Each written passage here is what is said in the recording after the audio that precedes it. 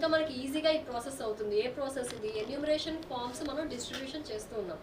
So enumeration form distribute చేసేటప్పుడు enumeration ఫామ్తో పాటు వాళ్ళ latest photo and enumeration form fill చేసి మనకి తిరిగి ఆ వాటర్ ఇవ్వాలి.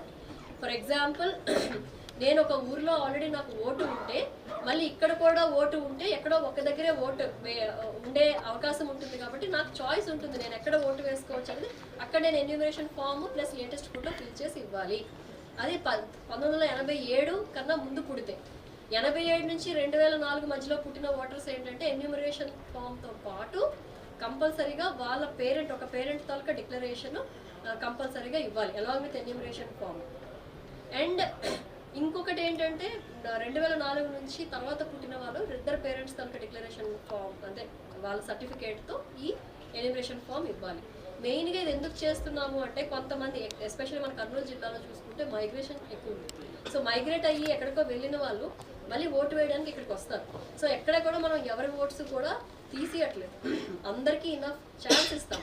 ఇప్పుడు ఎన్యూమరేషన్ ఫామ్ మనం ఇచ్చిన తర్వాత కూడా ఆ 15 రోజులు టైం ఇచ్చిన తర్వాత కూడా వాళ్ళు ఎన్యూమరేషన్ ఫామ్ ఇవ్వకపోతే వాళ్ళకి నోటీస్ ఇచ్చి వాళ్ళని పిలిచి హీరింగ్ చేసి అంత ఇనఫ్ టైం ఇనఫ్ ఛాన్స్ ఇచ్చిన తర్వాతే మనం తిరిగి ప్రొసీడింగ్ ఇచ్చి ఆ ఓటు తీయడం జరుగుతుంది. సో కాబట్టి ఎక్కడ ఎవరి ఓట్లు తీసేయట్లేదు, ఎవరి ఓట్లు కూడా మేము అన్నెసరీ యాడ్ చేయడానికి కూడా ఉండదండి. ఎందుకంటే ఇప్పటికే సర్ మ్యాపింగ్లో మన ఇంటి పేరు బట్టి, అంటే ఇప్పుడు నా ఇంటి పేరు, మా నాన్న ఇంటి పేరు లేదా మా అమ్మ ఇంటి పేరు చూసుకొని దాన్ని సరిపోయిందా లేదా, లేకపోతే మెయిన్గా నాన్న ఇంటి పేరు ఎక్కువ వస్తుంది కాబట్టి నా పేరు నాన్న ఇంటి పేరు చూసుకుంటాము.